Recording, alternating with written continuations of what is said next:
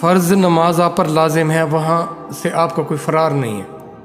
یہ اور بات ہے کہ ہم اپنے مالک اور اپنے خالق کو پہچان نہیں رہے، اس کے حکم کو اہمیت نہیں دے رہے، اپنے آپ کو ذمہ دار نہیں ٹھہرا رہے۔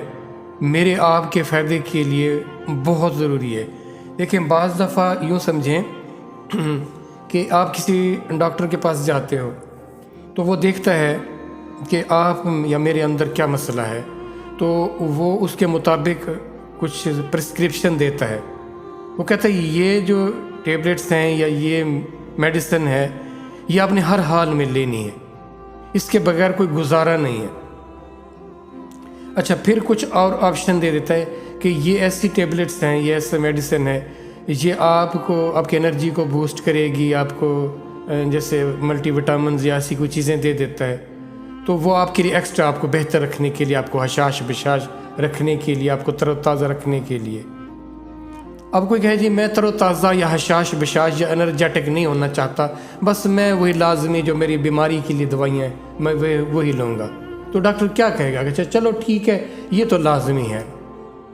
تو اس طرح فرض نماز تو آپ کے لیے، میرے لیے، سب کے لیے ناگزیر ہے، اس سے تو کوئی فرار ہے ہی نہیں، اور انلکیلی ہم اس کو بھی نہیں ادا کرتے، اس میں بھی پس و پیش کرتے ہیں، اس میں بھی سستی کاہلی ٹالتے رہتے ہیں۔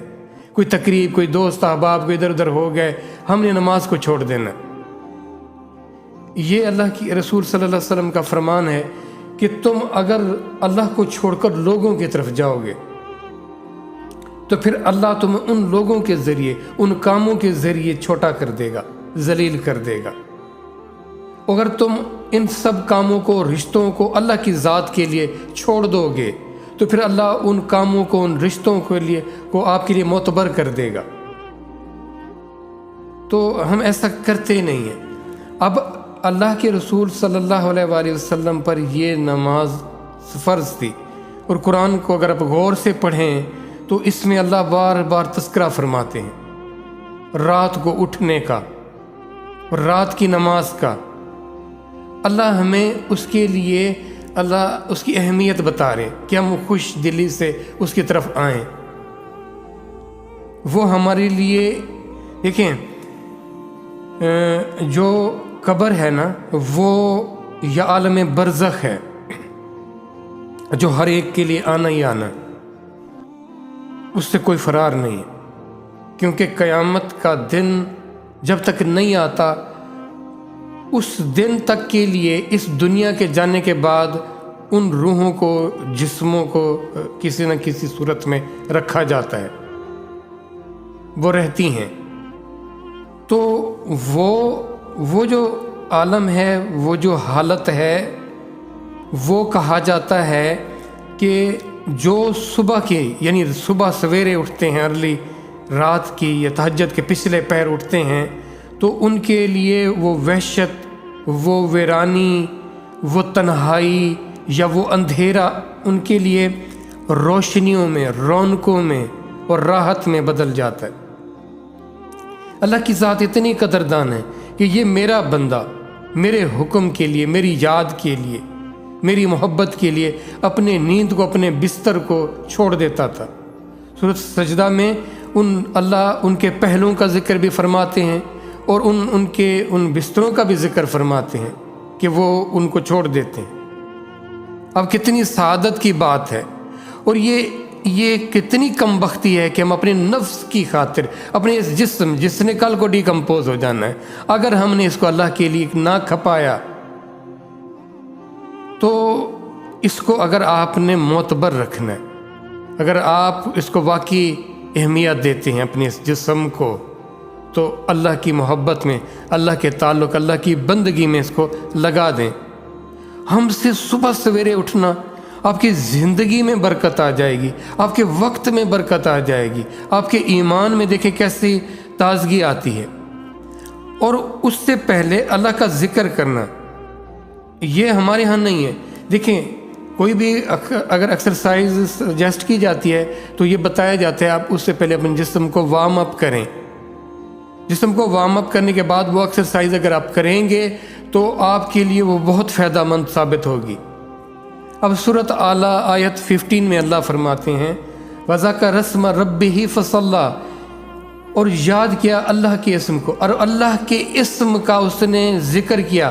وذکر اسم ربہ، آپ کے رب کا جو ذاتی اسم ہے وہ اللہ ہے، اس نے اس کا ذکر کیا۔ فصلی، پھر نماز پڑھی۔ آپ یہ کر کے دیکھیں، آپ پہلے اپنے آپ کو کم از کم آدھا گھنٹہ بیٹھیں، دیکھیں پہلے کچھ وقت تو آپ کے ادھر ادھر خیالات کو رد کرنے میں، اپنے آپ کو تھوڑا سا وارم اپ کرنے میں گزر جائے گا۔ آپ وقت دیں، آپ اٹھیں اور بیٹھیں اور اللہ کا ذکر کریں۔ اللہ کے ذکر کرنے کے بعد روئیں روئیں میں جب اللہ کی محبت، اللہ کی یاد آ جائے گی، پھر آپ اپنی نماز کو ادا کر کے دیکھیں کتنا فرق ہے اس نماز میں جس سے پہلے آپ نے ذکر کیا۔ اور پھر یہ تہجد کی نماز میں آپ اللہ کے رسول صلی اللہ علیہ وسلم پر درود بھیجنے کے بعد آپ اپنی زبان میں بھی مانگ سکتے ہیں۔ آپ نماز کے اندر، نوافل کے اندر رہتے ہوئے اللہ سے مانگیں، اللہ کی محبت مانگیں، اپنے گناہوں کی معافی مانگیں۔ اللہ نے یہ فرمایا ہے قرآن میں کہ وہ صبح سویرے اٹھتے ہیں اور پھر کیا کرتے ہیں؟ استغفار، اللہ سے مغفرت مانگتے ہیں بالاسحار۔ اس سحری کے وقت اللہ سے مغفرت مانگنے کو اللہ نے بہت اہمیت دی ہے۔ پھر اللہ سے معافی مانگتے جائیں، مانگتے جائیں۔ آپ اپنے گناہوں پر تو مانگیں، آپ اپنی عبادتوں پر بھی اللہ سے معافی مانگیں۔ اللہ تیرے شان میں وہ تیری بندگی نہ کر سکی یا کر سکا، اللہ اس پر بھی مجھے معاف کر۔ مت اترائیں اپنی نیکیوں پر، اپنی نیکیوں پر استغفار کریں، کیونکہ ہماری نیکیوں میں وہ خلوص اس لیول کا ہے، وہ محبت، وہ چاشنی، وہ لذت، وہ احساس ہم نے کیا اس کو شامل کیا اللہ کی محبت کی، اللہ کی رضا کے لیے؟ کیا ایسا ہے کیا؟ تو صبح کا وقت دیکھیں، دن میں اللہ فرماتے تمہیں اور بہت سارے شغل ہوتے ہیں، تم کرتے رہتے ہو، تو صبح اٹھو، پھر اللہ کی ذات، صبح کا جو قرآن آپ پڑھیں گے یا یاد کریں گے، اس کی اللہ نے اہمیت الگ سے قرآن میں واضح فرمائی ہے۔ تو یہ وہ وقت ہے جس کو ہم سو کر اپنی سستی، اپنی کاہلی اور اپنے نفس کی تابع داری میں گزار دیتے ہیں، اور پھر کل کو جب اللہ کی ان بندوں کو نوازا جائے گا جو صبح سویرے اٹھا کرتے تھے، تو انسان حسرت کرے گا، کہے گا کاش مجھے میں اٹھ گیا ہوتا، میں نے اپنے نفس کی نہ مانی ہوتی، میں نے اپنے اللہ اور اس کے رسول کی تابع داری میں یہ وقت گزارا ہوتا۔ یہ وقت گزر گیا، اب کافی افسوس ملنے کا کیا فائدہ؟ تو مہربانی کریں، آج وقت میسر ہے، اپنے آپ کو سمجھائیں اور ذرا جلدی سو جائیں گے نا تو صبح جلدی اٹھ پائیں گے۔ تو مہربانی کریں، یہ وقت پھر لوٹ کے نہیں آئے گا۔ آج کا جو وقت گزر گیا یہ زندگی میں پھر نہیں آئے گا۔ کل اگر مل بھی گئی تو ایک اور صبح ملے گی، اور وہ بھی کیا؟ ہم نے اپنی غفلت کی نظر کرنی ہے، ہم نے طے کر لیا جی یہ میرے بس کی بات نہیں۔ یہ کیا بات ہوئی؟ یہ تو کوئی بات نہ ہوئی۔ آپ نے ہار مان لی کیا اپنے نفس کے آگے، شیطان کے آگے؟ ایسا نہیں کریں، ہمت کریں، ہمت کرنے والے ہی آگے بڑھتے ہیں، جو ہمت نہیں کرتے وہ رہ جاتے ہیں۔ اور ہمت اپنے اندر پیدا کرنی ہے، اور اپنے وقت کو ضائع نہیں کرنا، اپنے ایک ایک پل کو روشن کرنا ہے، اور روشن اللہ کی یاد سے کرنا ہے، اس کی تابع داری سے کرنا ہے۔ فکر کریں اپنی اور اپنے گرد و پیش میں رہنے والوں کی۔ دیکھیں، فکر کریں آپ کے ارد گرد میں کیا لوگ اللہ سے اور اس کے رسول صلی اللہ علیہ وآلہ وسلم سے تعلق بنا رہے ہیں یا بگاڑ رہے ہیں؟ کیا ان کی آخرت سنور رہی ہے یا برباد ہو رہی ہے؟ سب سے بڑی خیر خواہی یہی ہے کہ آپ کسی کی آخرت کی فکر کرنے والوں میں شامل ہو جائیں۔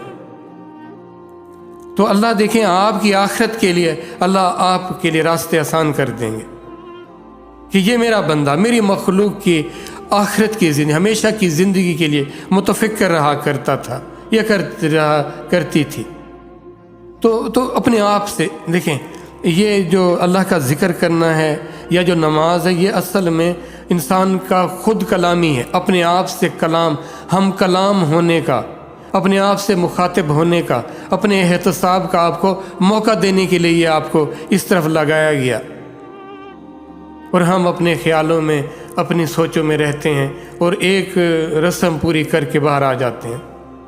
یہ اس کے لیے نہیں دی گئی تھی نماز یا ذکر اذکار یا روزہ تو مجھے اللہ کے قریب کرنے کے لیے، اپنے آپ کو تقویٰ، اپنے آپ کو بچانے کے لیے دیا گیا تھا، فضولیات سے، غیر ضروری چیزوں سے۔